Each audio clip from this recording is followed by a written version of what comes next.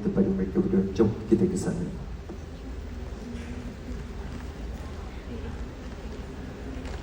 Ya, Aziz.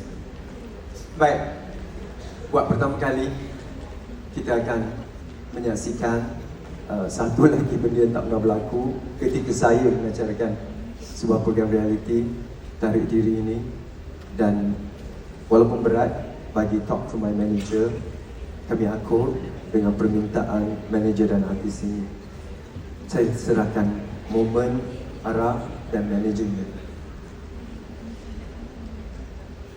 Dear Manager, Ayah, dengan ini maknanya kita dah tersingkir. Let's go back to our normal life. I prefer the simple life that you lead us.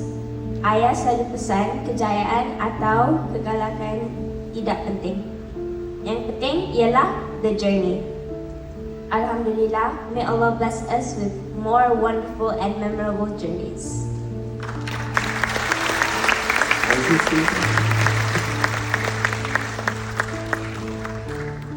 Dear artis, Alhamdulillah, we did it.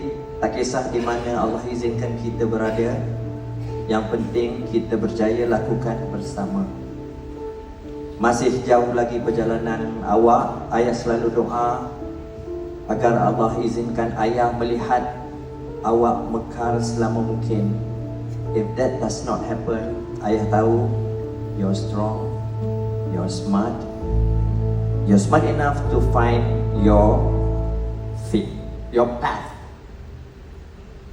Love you and will always be the wind under your wings.